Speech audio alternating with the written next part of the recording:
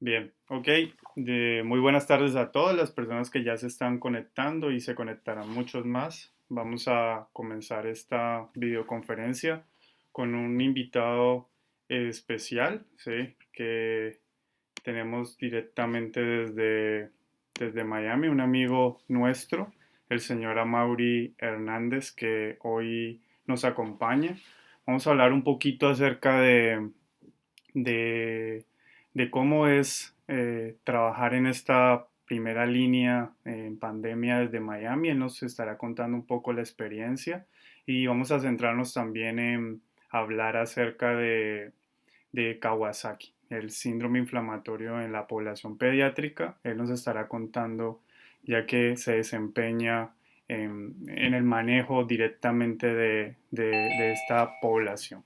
Entonces, Amaury, para nosotros es un gusto que estés con nosotros, hayas sacado este tiempo. Sé que es ocupado en tu agenda, pero, espero pasemos un rato, una hora aproximadamente, eh, entre familia, hablando y compartiendo experiencias sobre esto.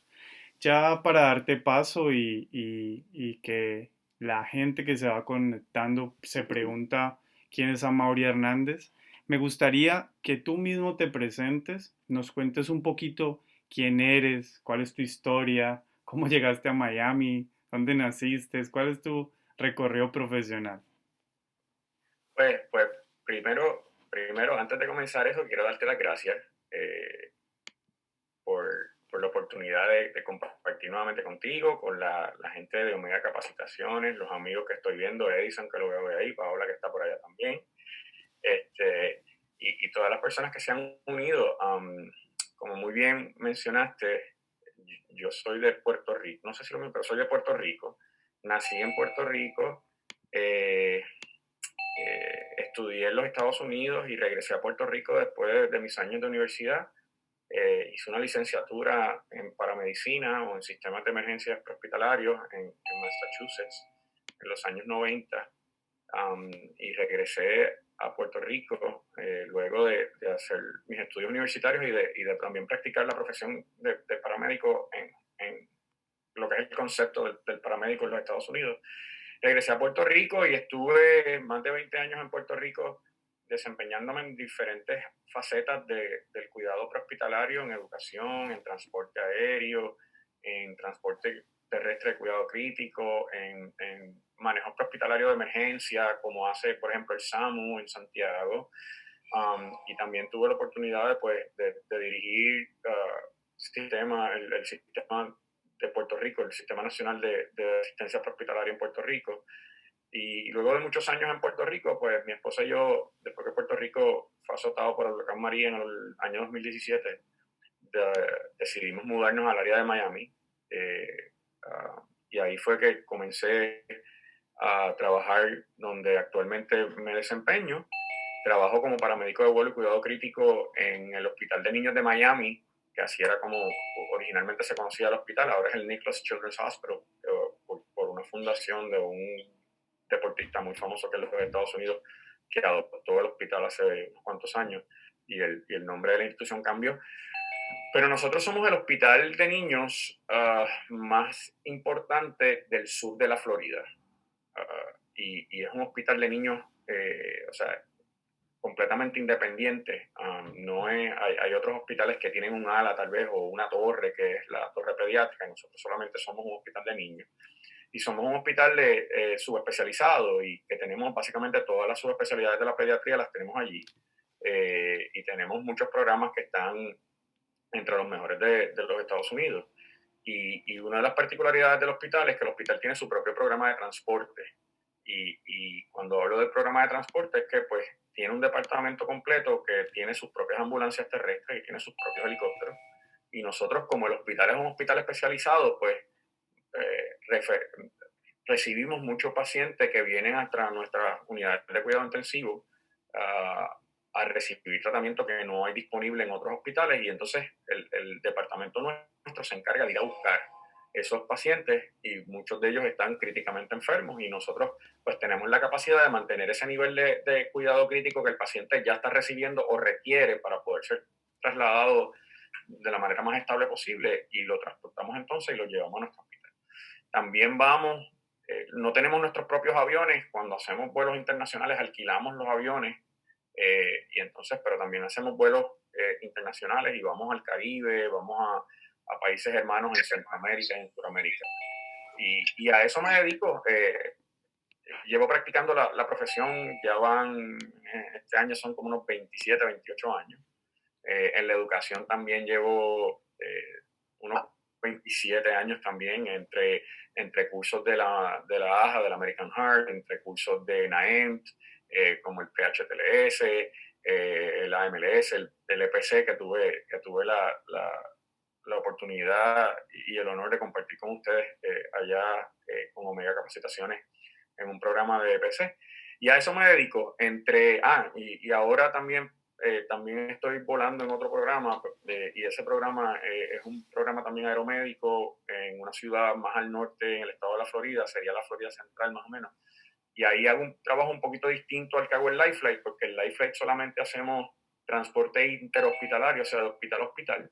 Allá hacemos transporte interhospitalario también, pero prehospitalario, o sea, que hacemos transporte primario en helicóptero cuando las ambulancias terrestres están a cierta distancia del centro de trauma que a nosotros pertenecemos, pues vamos a una escena, vamos a una carretera, recogemos el paciente y entonces lo transportamos por helicóptero al centro de trauma o al centro de accidente cerebrovascular que tiene el hospital o al centro de dolor de pecho que también tiene el hospital. Y a eso me dedico, a transporte aeromédico principalmente. Oh, gracias por esa presentación. Vemos que tienes un gran recorrido en atención prehospitalaria y eso es muy bueno a la gente que nos visita hoy y quiere compartir conocimientos. Siempre le interesa tener un ponente con tanta experiencia.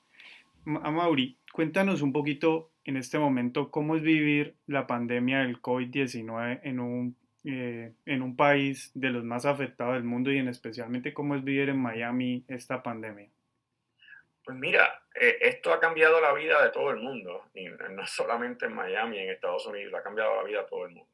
Es un fenómeno, por lo menos en mi experiencia de vida, único. Eh, a pesar de que los Estados Unidos es un país que tiene muchos recursos económicos y esos recursos económicos le permite pues tener eh, unas estructuras tal vez mejores desarrolladas en ciertos aspectos que en otros países. La pandemia le ha dado igual de duro o quizás más duro que en países que tal vez uno piensa que serían menos desarrollados, pero hay áreas de Estados Unidos, como estábamos hablando ahorita, que han sido muy afectadas, como en la ciudad de Nueva York, todo el estado de Nueva York, parte del estado de New Jersey. Aquí en Miami y el estado de la Florida, aunque el estado de la Florida también ha tenido un número de contagios importante, y específicamente el condado de Miami-Dade, que es donde está la ciudad de Miami, y el condado de Broward, que es donde está Fort Lauderdale, que está exactamente al norte del condado de Miami-Dade, son los condados más afectados en términos de contagios. Y los números son altos. Te debo decir que hasta ahora el sistema sanitario ha tenido la capacidad de manejar la situación. Nunca las unidades de cuidado intensivo ni los hospitales se han visto saturados, que se han ido más allá de su capacidad o que hemos tenido que empezar a mover pacientes fuera del área a otras áreas del estado porque ya las unidades no dan abasto. Ese fenómeno no se ha dado. Sí hay un número importante de contagios. Eh, Conozco compañeros que trabajan en el aspecto prehospitalario a través de lo que aquí se conoce como los sistemas de emergencia, a través del número universal 911 y lo demás, que han enfrentado el tener que se han contagiado, se han enfermado.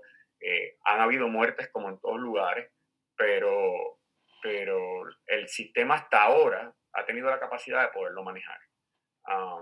En el caso que me toca a mí más de cerca, que es la población pediátrica, como muchos saben, en términos de cuán afectada está la población pediátrica, pues los números son mucho menores. gracias a Dios, nuestros niños no se ven tan afectados. Eso no quiere decir que no se van a ver afectados, pero no se ven afectados en números tan grandes como los adultos. Y pues tampoco las unidades de cuidado intensivo de nuestro hospital, inclusive la sala de emergencia en muchos hospitales aquí en los Estados Unidos, los censos han bajado tanto que irónicamente han despedido empleados en la industria de la salud. O sea, hay profesionales de la salud en los Estados Unidos que han perdido su empleo porque los censos en los hospitales en muchos sitios han bajado. Pues eso es un fenómeno que uno no esperaría que durante una crisis mundial de salud que afecte a todo el mundo, pues que los profesionales de la salud pues, se vayan afectados desde el punto de vista laboral. Pero como te digo, los números aquí en el estado de la Florida son números importantes, no son tan altos como en los que llaman las zonas más calientes de los Estados Unidos, como son Nueva York, New Jersey, Filadelfia, California, pero sí son números importantes, pero hasta ahora el sistema ha tenido la capacidad de manejar la situación. Perfecto. Amaury, ¿y cómo se preparó tu hospital, directamente el que estás trabajando actualmente, previo a la pandemia? ¿Cómo se preparó? ¿Qué cosas hizo? Pues mira, te voy a hablar un poquito de los dos hospitales. Te voy a hablar del hospital de niños acá en el área de Miami, pero también te voy a hablar un poquito del otro hospital que queda en Melbourne, que se llama Holmes Regional Medical Center, porque los hospitales en general tuvieron que hacer unos movimientos importantes en términos de la logística, en términos del equipo, en términos de educar a su personal, en términos inclusive de hacer mejoras permanentes para prepararse, porque como esto era algo sin precedentes, y se proyectaban unos números de personas enfermas, tal vez que mucha gente proyectaba que iban a tal vez a saturar los hospitales y la capacidad normal que tenían los hospitales de manejo, pues los hospitales empezaron a reestructurar sus áreas de, por ejemplo, de aislamiento. Hay hospitales que aumentaron significativamente su capacidad de cuartos con presión negativa de aislamiento y tuvieron que hacer remodelaciones en sus áreas. En el hospital de niños de nosotros, por ejemplo, es una sala de emergencia que tiene sobre 50 y tantos habitaciones o cubículos, una sala de emergencia grande. Y en esa sala de emergencias básicamente la sala está estructurada de una manera que hay una zona uno y una zona 2. Pues la zona uno básicamente la clausuraron le cerraron todas las puertas y esa zona uno completa se convirtió en una zona que todo paciente que venía que podría ser sospechoso de estar contagiado o fuese confirmado que estaba contagiado y viniera al hospital por la sala de emergencia, iba a estar en esa área. Y ya el personal de esa área estaba preasignado, no había cruce de ese personal hacia la otra área porque toda la zona 2 de la sala de emergencia eh, eh, estaba designada para pacientes que no tuvieran sintomatología respiratoria o no hubiese eh, sospecha de que estuviesen contagiados. Y así, entonces, también se hacía un cernimiento de los familiares, porque en la población pediátrica, pues ahí está, existe la particularidad de que los niños siempre están acompañados por lo menos por un adulto. Así que tenías que hacer el cernimiento del niño que venía enfermo a recibir tratamiento, no importa que fuera para asuntos relacionados o posiblemente relacionados con el COVID, tienes que hacer un cernimiento y entonces se controlaban las entradas y las salidas del hospital, había que tomarle la temperatura a los adultos que venían con el niño, además del niño, se limitaron las visitas a solamente 2 adultos. Si el niño se hospitalizaba o se admitía al hospital, pues solamente los mismos 2 adultos eran los que iban a estar durante toda la estadía del niño en el hospital. Esos son los únicos 2 adultos que van a estar poder visitando o estar con el niño durante su estadía. O sea que toda la dinámica del hospital en cómo recibía a sus pacientes, cómo recibía a los familiares, todo eso se alteró. Todos los procedimientos electivos en nuestro hospital se eliminaron. Así que la sala de operaciones, el volumen bajó significativamente, pues porque solamente estaban haciendo cirugías de emergencia. Y así todos los procedimientos electivos como estudios de imágenes, resonancias magnéticas y ese tipo de cosas que se hacían de forma ambulatoria, hasta todo eso quedó cancelado yo te diría, parte del mes de marzo, el mes de abril completo, y las primeras 2 o 3 semanas, las primeras 2 semanas de mayo fue que poco a poco el gobierno del estado de la Florida fue dando autorización para que se fuesen restableciendo progresivamente los servicios en los hospitales. Y ha sido un impacto significativo, como te mencioné ahorita, desde el punto logístico, desde el punto económico y del carácter individual. Muchos profesionales, compañeros de trabajo, les redujeron sus jornadas laborales o simplemente los suspendieron por completo. En muchos hospitales ha ocurrido. Así que ha sido algo significativo que ha alterado la vida de básicamente de todo el mundo. Sí, ¿no? Hemos visto cómo ha alterado, pero de los ponentes que hemos tenido antes, él es el primero que menciona este dato tan curioso de que, por el contrario, se redujeron las plazas de trabajo en el hospital. Por lo menos Sí. lo que vemos actualmente en dinámica en Chile es que, por el contrario, el ausentismo pues es mayor y se está necesitando ocupar muchas más plazas, a diferencia de cosas que nos estás contando tú actualmente. Ujú. Y te digo, en la ciudad de Nueva York, por ejemplo, la dinámica fue distinta. Ahí estaban pidiendo ayuda y gente que fuera a trabajar de otros sitios a la ciudad de Nueva York, porque el sistema, tal vez una dinámica muy parecida a lo que está pasando en Santiago, el sistema se saturó y necesitaban gente para manejar esa ola. Pero en otros sitios en Estados Unidos, en otros lugares en Estados Unidos, fuera de lo que era la ciudad de Nueva York y los llamados puntos calientes en la nación en términos de los casos de COVID, en muchos sitios y en las redes sociales uno lo ve y muchos sistemas hospitalarios sufrieron el impacto económico porque nadie quiere ir al hospital. O sea, y entonces yo estaba en ciertos foros, participé en ciertos foros aquí en Estados Unidos de discusión entre profesionales de la salud, que entonces había la preocupación de que, y ahora la discusión un poquito tal vez desde el punto de vista del paciente adulto, pero tú tienes un paciente adulto con comorbilidades, es diabético, es hipertenso, tiene diferentes condiciones, pero no quiere ir a su médico. Los médicos cerraron sus prácticas particulares, estaban cerradas porque no estaba recibiendo ningún paciente, todo se estaba haciendo por telemedicina, nadie quiere un hospital, todo el mundo le tenía un pánico a ir a un hospital porque me voy a contagiar en el hospital, así que me quedo en casa, no estoy recibiendo el cuidado que normalmente recibo para mis condiciones crónicas de salud. Y entonces los volúmenes del censo en muchos de los hospitales se redujo significativamente. En esta área del sur de la Florida conozco varios hospitales que tuvieron que reducir. Casualmente ayer teníamos aquí unas amistades, sábado teníamos unas amistades aquí en mi casa y había una enfermera que trabaja en otro hospital acá en el área de Miami que se llama Mount Sinai, que es en el área de la playa de Miami, en Miami Beach.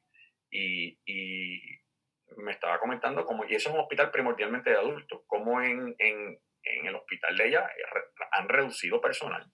Y personal de cuidado clínico directo, o sea, estamos hablando de personal de enfermería, o sea, no estamos hablando de personal clerical o personal administrativo. Esa fue la primera ola que salió, pero ya llegó un punto en donde en muchos hospitales empezaron a reducir horas de trabajo de personal clínico.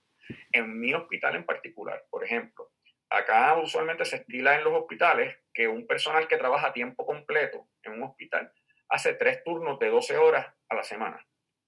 Pues personal de profesionales de la enfermería que trabajaban o trabajan en el departamento de emergencia en el hospital, el que trabajaba a tiempo completo, en hacer 3 turnos de 12 horas, lo bajaron a 2 turnos de 12 horas. Y el que trabajaba a jornada parcial, que tal vez trabajaba 2 turnos de 12 horas a la semana, lo bajaron a 1 turno a la semana. O sea, y en Lifelight no nos quitaron turnos en la semana, pero ahora mismo nosotros se supone que trabajamos 3 turnos de 12 y ahora mismo estamos trabajando, nos están quitando por lo menos 2 horas de cada turno y nos las están restando el tiempo de vacaciones acumulado.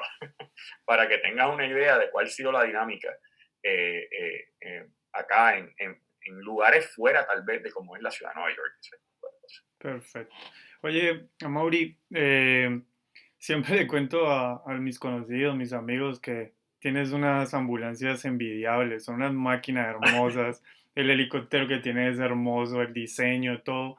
pero estructuralmente tuvieron que hacer alguna adecuación funcional para prepararse a la pandemia.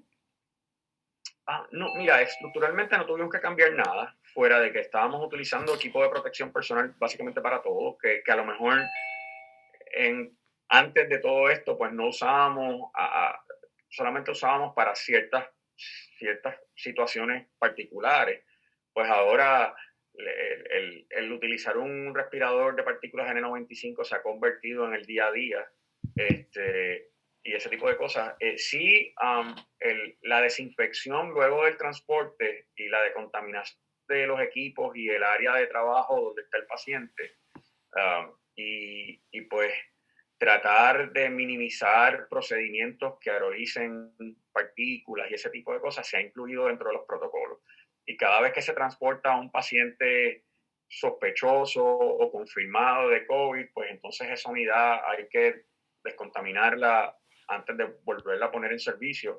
Y ese proceso de descontaminación es un proceso de descontaminación un poco más riguroso que el que normalmente tal vez seguíamos en el día a día, porque aunque siempre han existido enfermedades contagiosas, pues tal vez el desconocimiento de esta condición siendo algo novel, pues, y habiendo tanta información diseminada por todos lados, y un día tú escuchabas al CDC diciendo que no se transmitía de una forma, y después dentro de 2 días salía el mismo CDC diciendo que ahora creemos que se transmite de esta forma, o que dura tanto tiempo encima de la superficie, y después decía que no dura tanto tiempo encima de la superficie. Esa incertidumbre yo creo que contribuyó mucho en ese proceso. Y pues te tengo que decir que aunque no tuvimos que cambiar estructuralmente nada en términos del transporte, sí de forma procesal, en los procesos que se seguían antes y después y durante el transporte, sí hubo cambios que todavía persisten, y yo creo que van a seguir persistiendo por bastante tiempo, en tanto y en cuanto no tengamos vacunas, no tengamos tratamientos específicos que hayan sido probados que son efectivos y cosas así. El mundo de los niños definitivamente es un reto para todos los profesionales de la salud porque les tenemos miedo a los niños. Sabemos que es uno de los retos más grandes a los cuales un profesional se enfrenta. Puede, puede conocer muchísimo, leer muchísimo, entrenarse con muchos cursos, pero cuando ya estás frente a un niño eh, que lo tienes que transportar y más lo que tú haces, transportarlos de manera helicoportada, con ventilación mecánica, todo, se convierte en un gran reto. ¿Cuál ha sido el reto más grande en esta pandemia si has tenido que trasladar a alguno de estos pacientes? Pues mira,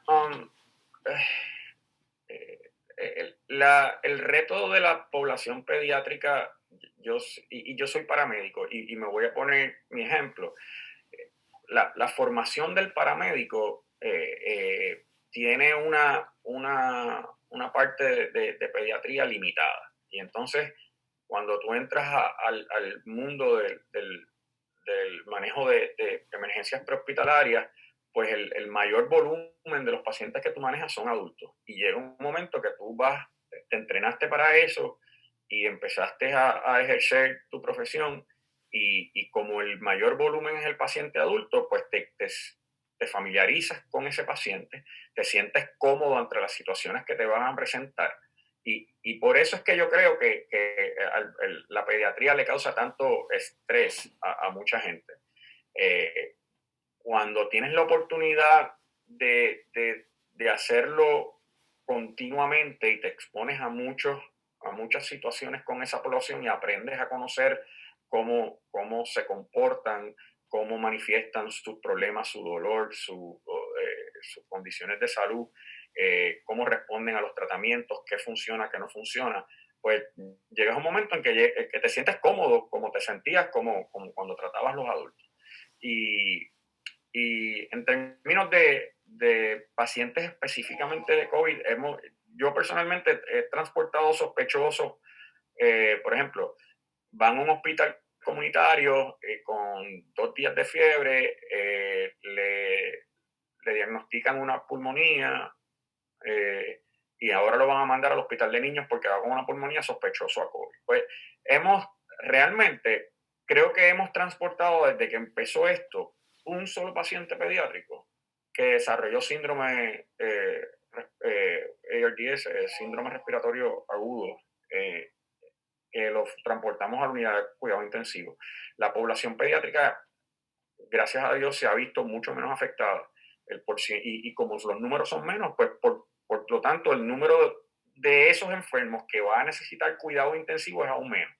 Así que no han sido muchos. Sí, he transportado pacientes que como referido van sospechosos de COVID, diagnosticados con pulmonía.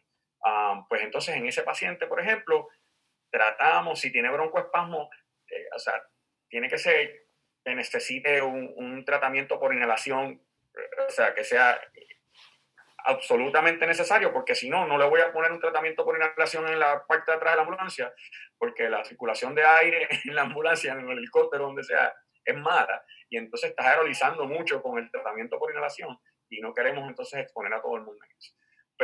Pero nosotros transportamos pacientes pediátricos y recién nacidos críticamente enfermos todos los días, y por varios durante toda la semana, y eso nos prepara para manejar el paciente si es el de COVID, o sea, un paciente en ventilador mecánico, un paciente que lleva 12 infusiones en una bomba, en 12 bombas de infusiones distintas, múltiples vasopresores, sedantes, paralíticos, analgesia, o sea, eso te prepara para poder, como te dije, es cuestión de exposición y en la medida que tú te expones a eso, te vas sintiendo cómo hacer.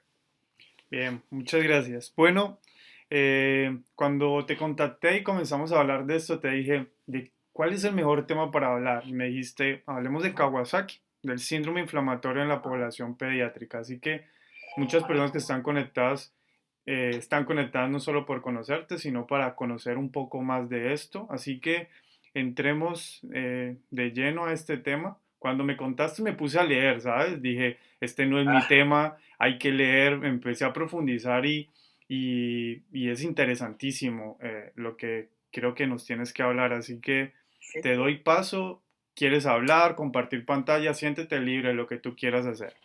¿puedo compartir pantalla? Sí lo puedes hacer. Ok, pues déjame abrir. Yo hice, es una presentación cortita que Perfecto. hice. Déjame ver si la puedo subir. Vamos a ver aquí. Host, disable. Dice aquí que no tengo capacidad para compartirla. Me tienes que hacer como anfitrión.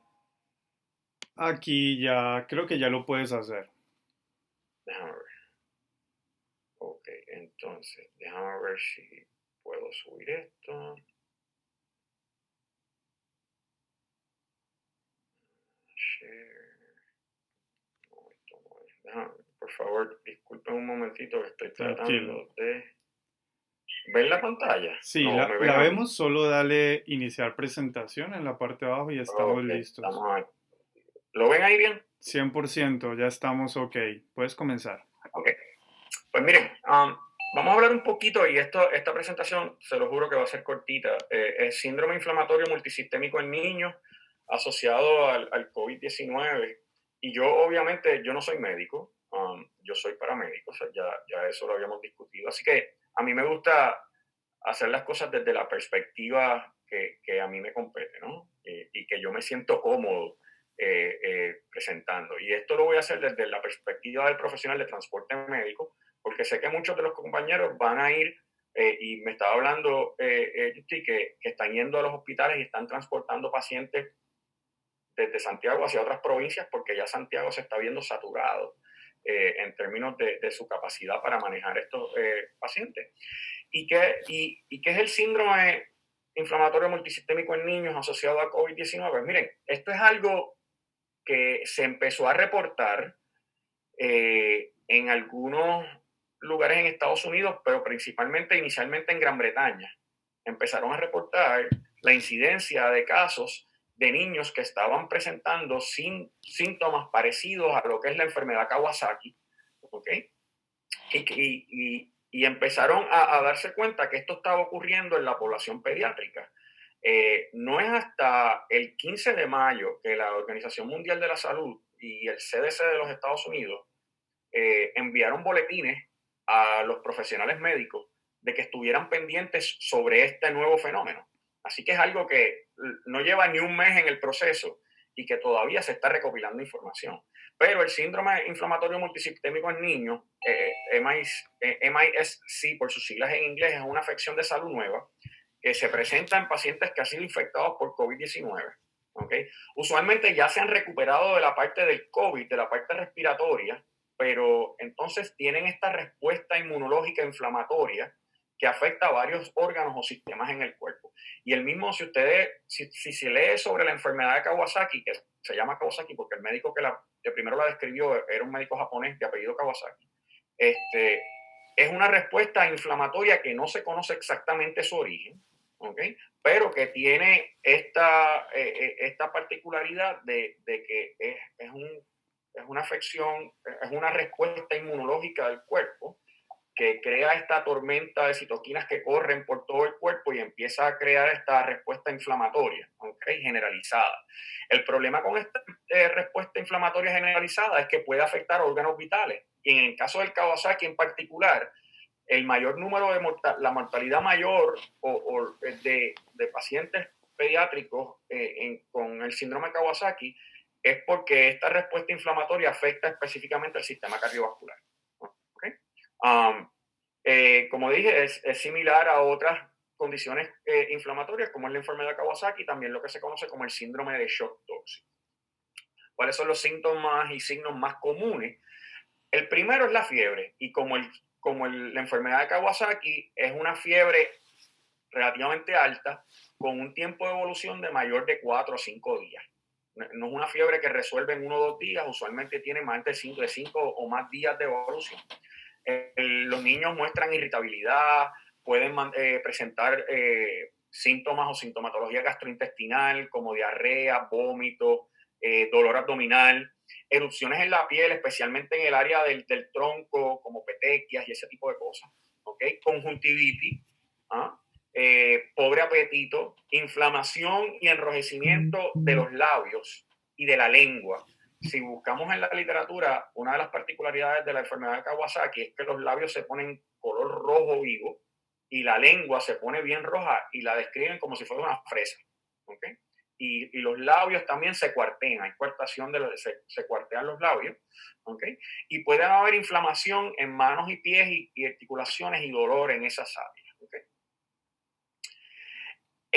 ¿Es contagioso este síndrome inflamatorio? El síndrome inflamatorio como tal no es contagioso porque es una respuesta inmune del cuerpo que crea inflamación en diferentes lugares. O sea, el síndrome como tal no es contagioso. Lo que sí es contagioso es el COVID. Y lo que se está estudiando es que esto es una respuesta a ese insulto que causó el COVID, pues el cuerpo crea esta respuesta inmunológica que a su vez produce esta inflamación. En términos del contagio del COVID, no hay mucha literatura sobre el síndrome ahora mismo. Sí hay alguna literatura que menciona que el paciente puede haber ya pasado la etapa del contagio del COVID, ¿okay? Porque ya desarrolló anticuerpos y ya pasó esa etapa del contagio. Y que el paciente, por consiguiente, el niño a lo mejor ya no es contagioso o no va a contagiar a nadie, pero hay que tomar en consideración, como hablé ahorita, de que los niños siempre están acompañados de familiares. Y entonces tú no sabes cuál es el estatus de los papás o del adulto que está con ellos o los familiares que están con ellos. Y eso sí podrían estar en etapas contagiosas y por eso el personal de transporte siempre debe ejercer cautela y observar todo tipo de medidas de protección personal, porque siempre va a haber una posibilidad de que estén expuestos a lo que es entonces el COVID-19. ¿Existe tratamiento para el síndrome inflamatorio multisistémico en niños? Pues miren, no hay un tratamiento específico. Igual que el Kawasaki, no hay un tratamiento específico. Principalmente es tratamiento de apoyo, de soporte de funciones vitales. En transporte, mucho menos, porque la particularidad del transporte, nosotros no estamos en el transporte para curar los pacientes. Nosotros estamos en el transporte y especialmente el fenómeno del transporte interhospitalario, aunque sea a nivel de cuidado intensivo, tú estás para transportar un paciente punto A a un punto B de la manera más segura y eficiente posible. Así que mucho de lo que nosotros hacemos en transportes es simplemente apoyar las funciones vitales del paciente y estabilizarlo lo suficiente para poderlo transportar. Entonces, pero sí, al igual que cuando hablan de Kawasaki, la enfermedad de Kawasaki, hay unas modalidades, hay múltiples modalidades terapéuticas que se utilizan para manejar la respuesta inmunológica y su respuesta inflamatoria. La meta va a ser reducir la inflamación y evitar el daño a largo plazo en arterias, riñones, el corazón y órganos vitales, porque si no, pues esos son los problemas o las complicaciones que podrían causar muerte o que podrían causar complicaciones a largo plazo en esta población. La administración de inmunoglobulina, la administración de aspirina, la administración de esteroides son las terapias más comunes o comúnmente utilizadas para manejar lo que es la inflamación de Kawasaki, la enfermedad de Kawasaki y en este caso lo que es el síndrome multisistémico inflamatorio multisistémico en niños. Si lo puedes hacer en transporte, sí lo puedes hacer en transporte. Nosotros hemos administrado inmunoglobulina en transporte. Obviamente los esteroides también nosotros los podemos administrar en transporte, pero es una función de apoyo, ¿ok? Y es una función vamos a comenzar el tratamiento lo antes posible para tratar de entonces de empezar a tratar de controlar los síntomas lo antes posible. Como estaba diciendo hace un momento, el manejo clínico del paciente durante el transporte usualmente está enfocado en el soporte de las funciones vitales.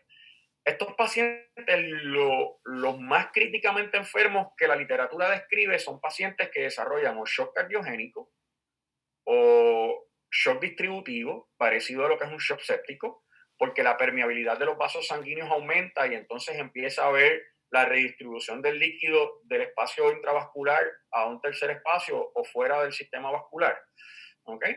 Así que desde el punto de vista de transporte, el soporte de las funciones vitales y estar preparados y siempre tener un alto nivel de suspicacia o de sospecha de que el paciente podría desarrollar un shock cardiogénico porque esa respuesta inflamatoria está afectando directamente las estructuras del corazón o los vasos sanguíneos que suplen el corazón, las coronarias. ¿Okay? Y entonces se va a ver afectado la capacidad del corazón para bombear sangre. Y es entonces lo que llegamos a lo que es el shock cardiogénico. Por tanto, debemos estar preparados para manejar shock. Líquido, en el caso del distributivo, líquidos, con cierta cautela de los líquidos y tan pronto veamos que esos líquidos no están siendo efectivos, cuando estamos hablando de shock distributivo, pues empezar en terapias con agentes vasopresores lo más temprano posible. En el caso del shock cardiogénico hay que tener cuidado con los líquidos porque si ya es un problema de bomba y le vamos a dar más líquido, pues le vamos a causar más problemas al paciente y entonces tenemos que estar preparados para iniciar otras modalidades terapéuticas como es la administración de agentes vasopresores. ¿Okay? Y así tratar de estabilizar el paciente lo mejor posible para que podamos entonces transportarlo. Esa es nuestra función como profesionales del transporte médico. ¿Okay? Importante, y no solamente en el transporte de este tipo de pacientes, en todos estos pacientes y en todos los pacientes que nosotros transportamos, especialmente si están críticamente enfermos, estudios de laboratorio que se hayan hecho. ¿Okay? Hay ciertos marcadores que indican que son sugestivos de la respuesta inflamatoria. Pueden tener pues glóbulos blancos alterados, pueden tener plaquetas alteradas, pueden tener este síndrome puede afectar la función hepática, así que pueden tener enzimas hepáticas alteradas. Las troponinas, si está afectando el sistema cardiovascular, las troponinas se van a elevar. Hay muchos laboratorios que lo que nosotros llamamos el C-reactive protein, y perdonen que a veces como no uso los términos en español muy a menudo, pero el CRP o el C-reactive protein, que es un marcador que indica inflamación o que sugiere inflamación, cualquier marcador, biomarcador o laboratorio que pueda sugerir inflamación van a estar alterados en estos pacientes.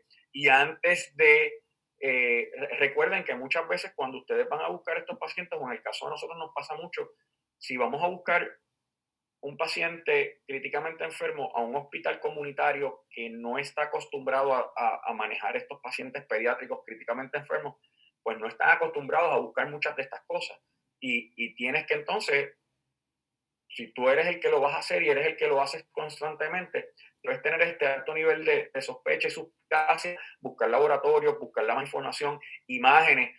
Desde el punto de vista de estudios de imágenes, pueden haberle hecho un ecocardiograma y el ecocardiograma te puede sugerir que haya entonces la función del ventrículo izquierdo esté afectada. Toda esa información que tú puedas recopilar previo al inicio del transporte, que te puedan ayudar a crear un cuadro clínico más completo y que te puedan ayudar entonces a establecer un plan de cuidado para estabilizar ese paciente, va a ser positivo. ¿Okay? Y hasta ahí, desde el punto de vista de manejo en el transporte, ese es el helicóptero que estaba hablando yo estoy ahorita. Y si tienen preguntas, yo creo que esa es la información general. Les digo que me he matado buscando información sobre el síndrome inflamatorio multisistémico en niños y la información es bien limitada. Apenas se están publicando ahora estudios de casos. Hay uno en el Lancet de Gran Bretaña. La Asociación Americana del Corazón publicó unos estudios de casos relacionados a la disfunción cardíaca en esta población que se han manifestado en esta población, pero la información es limitada, es algo nuevo, aunque la medicina sabe manejar el Kawasaki, pero estos lo están asociando los pacientes con un virus que, como todos ustedes saben, y Guaro mejor que yo, es algo nuevo y que sigue saliendo información continuamente. Así que, nada, abro el tiempo de preguntas y lo que quieran discutir conmigo ahora, estoy aquí a sus órdenes. Si alguno tiene alguna pregunta y puede escribirla en el chat, la vamos a abrir directamente a Mauri para que él... Y ahí está perdona la interrupción, ahí Ah, están mis correos electrónicos y mi número en WhatsApp. Si en algún momento se les olvida alguna pregunta o se les ocurre después que no estemos conectados, si se quieren comunicar conmigo, esas son las mejores formas para comunicarse conmigo y estamos a las órdenes. súper. Ahí tienen los datos, este gran profesional que les puede ayudar. Sí, por acá miremos. Bien, vamos a Mauri. Yo tengo una pregunta mientras los muchachos se deciden hacer algunas preguntas y es, tú hablabas acerca de el plasma. El plasma pues se ha convertido últimamente como en las noticias, se volvió el tema de moda, ¿no? Como todo el mundo habla del plasma, el plasma, tratamientos eh, que aparentemente están sirviendo, todavía no se tienen todas las respuestas para el COVID, pero ya veo que eh, todo cuando hablas de plasma ya lo vienes manejando hace un tiempo atrás con pacientes por toda esta respuesta inflamatoria. Uh-huh. ¿Cuál es la Pues experiencia que tienes ahí? básicamente es por la inmunoglobulina. En el caso de estos pacientes que tienen esa respuesta inflamatoria, pues la inmunoglobulina es tal vez de las modalidades terapéuticas que más efectivas son en estos pacientes. Como mencioné hace un ratito, el objetivo es disminuir esta respuesta inflamatoria. Y por eso los esteroides, por eso la inmunoglobulina, es para reducir la respuesta inflamatoria. Eso no es lo mismo que lo que tal vez se está hablando sobre el COVID y el uso del plasma de personas que hayan sobrevivido al COVID y hayan creado anticuerpos contra el virus. Son conceptos distintos. La inmunoglobulina es para contrarrestar la respuesta inflamatoria asociada a este síndrome. En el caso de los pacientes de COVID, y aunque no tengo mucha información al respecto, el otro día estaba empezando a leer un artículo sobre eso. El plasma y los donantes de plasma de pacientes que han tenido el COVID y sobrevivieron y están donando su plasma es por la cuestión de los anticuerpos que han creado y cómo se está utilizando esos anticuerpos para tratar de tener una modalidad terapéutica efectiva en contra del virus. Pero en ese sentido, en esa particularidad, no tengo mucha información porque nunca lo he manejado. La inmunoglobulina sí la hemos dado. le he dado una vez, pero no era un paciente de esto, un paciente que fuimos a buscar y necesitamos inmunoglobulina por una respuesta inflamatoria, le he dado inmunoglobulina, la he utilizado anteriormente. Bien, tenemos una pregunta y justamente es de alguien que conoces, el doctor Enson Alejandro Montes, te quiere hacer una pregunta y dice, ¿utilizan cápsulas a presión negativa para el transporte de los casos sospechosos o confirmados de COVID-19? Obviamente en el escenario de Evacan o Evacrit, en lo que tú haces de transporte. Pues mira, yo personalmente no he tenido, nosotros no las tenemos, yo no las he usado. Conozco servicios, pero principalmente en transporte aeromédico de ala fija, de largas distancias, que las están usando. Yo no trabajo con ellos, pero aquí hay una compañía en el área de Florida que tiene operaciones en diferentes partes de los Estados Unidos y vuela por todo el mundo, se llama Riva, y ellos están usando las cápsulas y hay 2 o 3 compañías y programas que están usando las cápsulas. Nosotros particularmente no las hemos utilizado porque, pues como les dije al principio, el número de pacientes que hemos transportado de COVID en la población pediátrica es bien limitado. En mi otro trabajo, solamente es transporte en helicóptero y los transportes son de cortas distancias, no volamos más de 25, 30, 25, 20 minutos, es lo más que dura un vuelo. Y hacemos muchos vuelos de cena.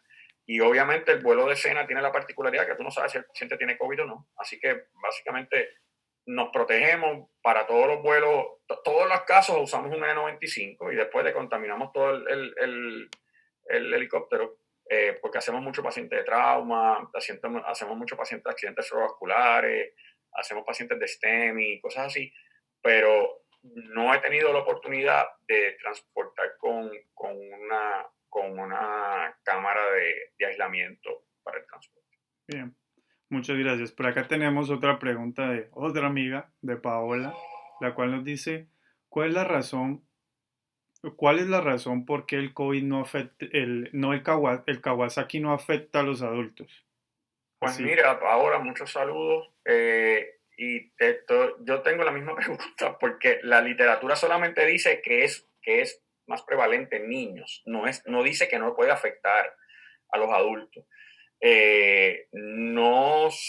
No tengo información a mano, pero prometo hacer la investigación porque el síndrome fue por primera vez descrito por este doctor Kawasaki en Japón y era un pediatra.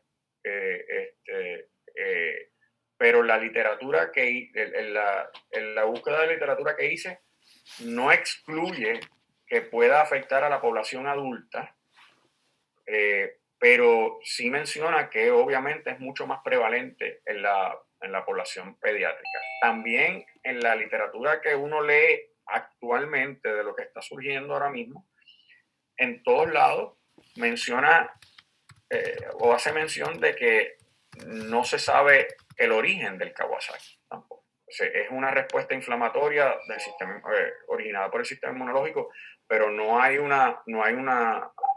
podido descifrar cuál es el origen de, de la condición. Así que de verdad que saber por qué no afecta con tanta regularidad a los adultos, no tengo esa contestación, pero puedo hacer la búsqueda a ver qué puedo encontrar. sí, justamente yo había revisado algo de estadística preparándome a esta conferencia contigo y veía que en Chile, ejemplo, aparecían como estudios o recuentos entre el 2001 y el 2011 de 1.404 casos reportados como recogiendo toda esta en este periodo de tiempo, ¿no? Y justamente sí hablaba de la afectación entre los niños entre los 1 y 5 años y que más del 85-86% eran niños entre los 5 años los que tenían esta afectación, pero en esa estadística justamente no nombraba nada de lo del adulto. No, en la literatura que yo pude recopilar dice que es más común, es más común en la población pediátrica, pero no excluye que le pueda afectar a pacientes adultos. No sé si el doctor Montes tiene alguna experiencia o que haya conocido algún caso Justo- que Justamente nos escribió en el chat que él solo ha visto en su vida dos Kawasaki. Dice, okay. en Y han 20 sido años de niños los dos. experiencia clínica solo ha visto dos Kawasaki. Okay. Y han sido niños los dos, ¿verdad? Sí, ok. Bien. Tengo una pregunta por interno.